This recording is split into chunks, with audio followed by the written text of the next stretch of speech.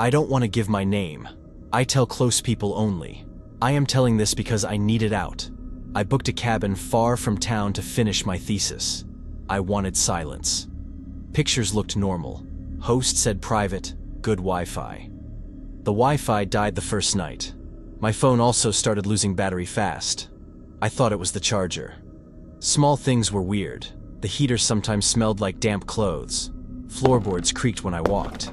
I forgot to buy milk, so my cereal that night was dry. I kept telling myself, focus. Work. On day 2, I moved the bed. Under it, I found a thin notebook. Pages filled with neat, short lines. Names, dates, tiny notes. April 12th, stayed 3 nights. June 5th, did not leave after dinner. They read like watch lists. I put the notebook in my jacket and drove into town. On a telephone pole was a missing person flyer. The name was in the notebook. My hands shook. At the diner, I checked more. Names matched. Notes matched small facts on posters. I had coffee and told myself to calm down. I did not.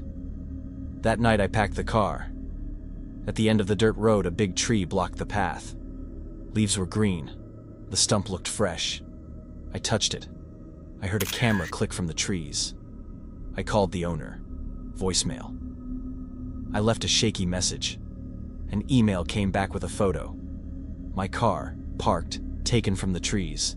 The shot was close. Someone had been near. The notebook fit a pattern. Booking info gives hosts names, arrival times, phone. Someone could watch and pick. I think the owner used bookings like a list, and then cut some people off.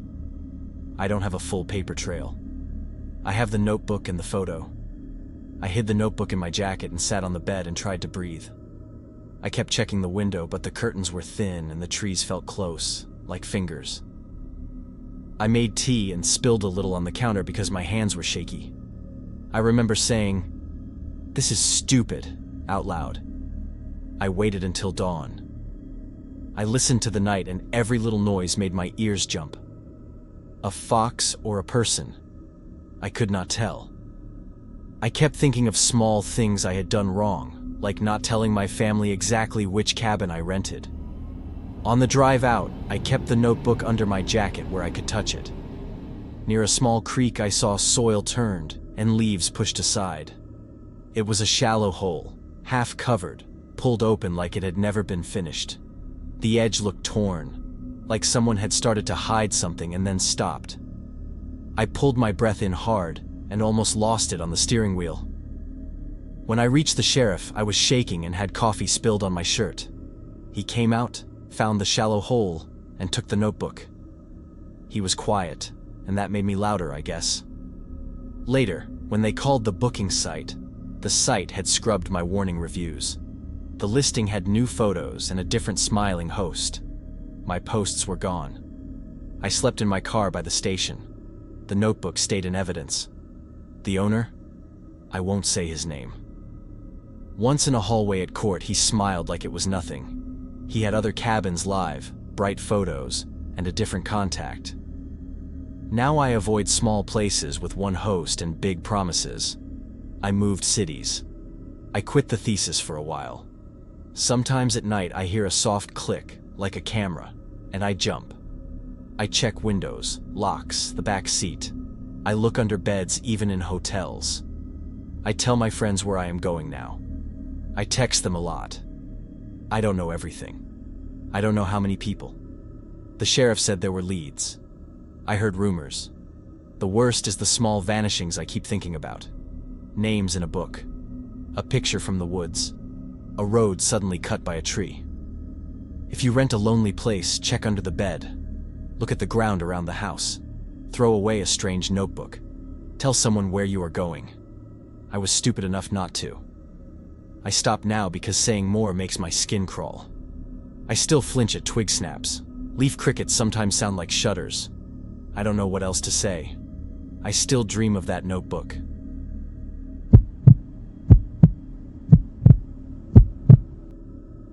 My name is Michael, and I lived in a small town near Lahore.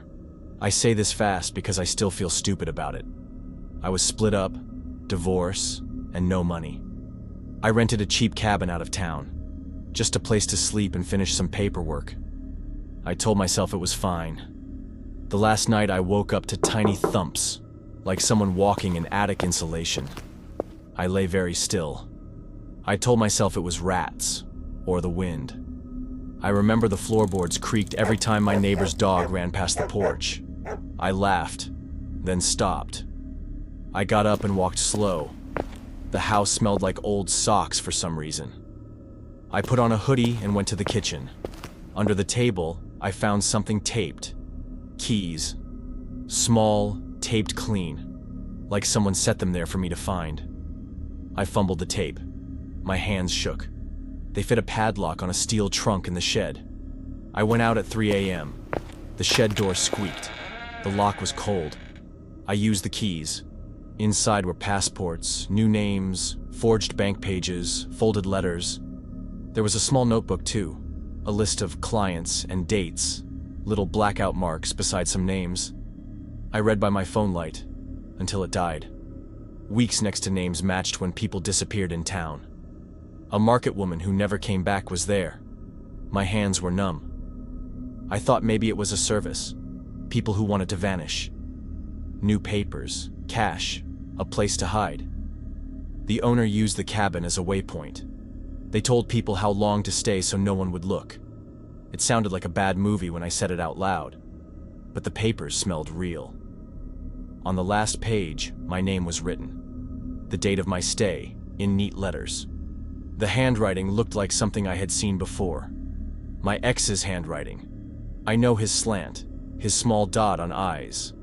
I felt stupid and sick when I matched it. He had wired money to a name I saw in the trunk. Little notes said, "Help with logistics." I read them over and over like a fool. I burned most but kept some passports and a bank statement. I took those to a lawyer the same day. I was shaking so much I spilled tea on the car seat. The lawyer said, "We will call the sheriff." He was quiet. The sheriff came and took the trunk and the list. They arrested the owner later that week.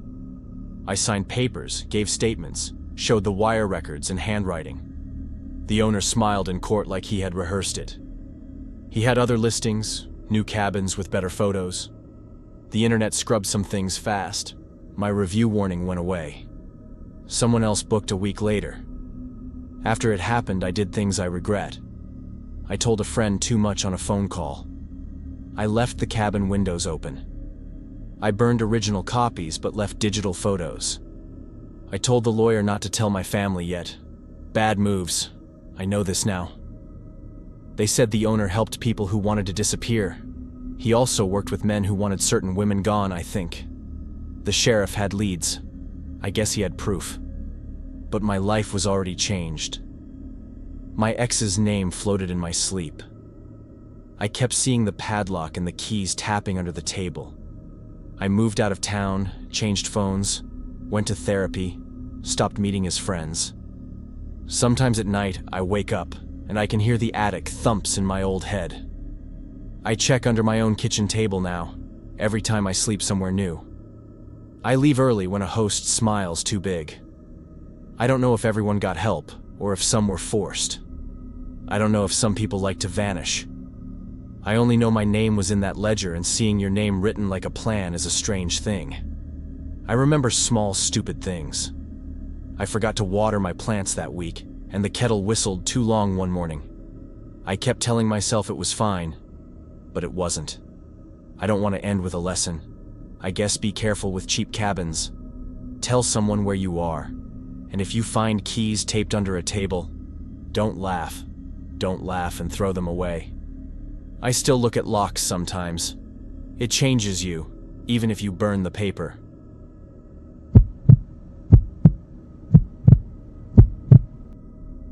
I'm not really good at telling stories, but I need to get this out there. Maybe someone else will know what to do with it.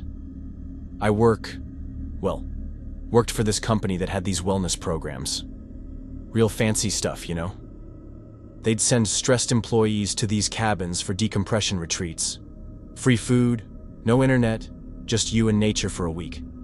I was having panic attacks at work. Bad ones. My supervisor handed me this brochure with a picture of this cute little cabin surrounded by trees. Said the company would cover everything. I mean, free vacation? I packed my bag that same day. The drive up there was normal. GPS worked fine. Passed a few gas stations. The cabin looked exactly like the pictures. Wood panels, big windows, wraparound porch. Keys were under the mat just like they said. Inside was clean. Really clean. Like someone had scrubbed every surface with bleach. I remember thinking that was weird because the brochure said it was rustic charm. First night was okay. Made some pasta, watched the sunset. The silence was intense. No cars, no neighbors, just wind in the trees. I kept checking my phone even though there was no signal. Stupid habit. Morning came and I was exploring the place. Kitchen, living room, bedroom, bathroom, standard stuff. But when I was looking for extra towels, I noticed something odd about the hallway wall. There was this seam in the wood paneling that didn't match up right. I pushed on it and it moved. Behind it was a door. Not locked, just hidden. I probably should have left it alone. But curiosity, right? The room was small, maybe 8 by 10 feet. Shelves lined every wall. And on those shelves were jars. Mason jars filled with stuff. Floating in some kind of clear liquid. Each jar had a white label, neat handwriting, blood type, date, initials. Some jars had what looked like tissue samples. Others had. I don't want to describe what was in the others. There were photographs too, black and white, sealed in plastic bags. Bodies on metal tables. Clinical shots showing procedures being done. The dates on everything went back about 20 years. All from something called Riverside Medical Research Facility. I grabbed a few labels, took pictures with my phone. My hands were shaking pretty bad. One label caught my eye. B+03/15/2004. JM Post-Extraction Analysis. The handwriting was so casual, like someone's grocery list. I needed to get out. Needed to call someone.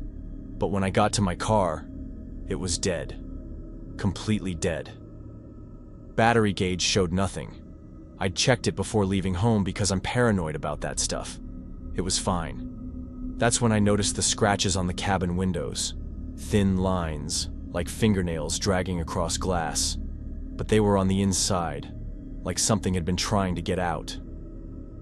I walked to the nearest town, about 3 miles. Asked at the gas station about Riverside Medical. The old guy behind the counter just shrugged. Oh, that place? Yeah, closed down for paperwork issues. Paperwork issues. That's exactly how he said it. I stayed in town that night, did some research at the library, found court documents online about Riverside Medical Research Facility. Shut down in 2004 for unauthorized medical procedures and improper disposal of biological materials. The owner got a slap on the wrist, paid some fines. But here's the thing that really messed me up. I found missing person reports, lots of them. People who'd come to the area for camping or hiking and just disappeared. The local police reports all said the same thing. Individual likely departed area voluntarily. I made copies of everything. The jar labels, the court documents, the missing person reports. Dates lined up too well to be coincidence. Got my car towed, battery replaced. Mechanic said it looked like someone had drained it on purpose. Cut some wires too. I never reported the hidden room. Who would believe me? Besides, a week after I got home, I saw a small news article. The guy who owned that property got arrested on tax evasion charges. Federal agents seized all his assets, including several rental cabins used for corporate retreats. I still have those photocopies. Sometimes I think about sending them to someone official. But then I remember how that gas station guy said paperwork issues like it was nothing. My company stopped offering those retreat programs right around the same time. Said they were restructuring their wellness initiatives. I never did find out what happened to the people in those photographs.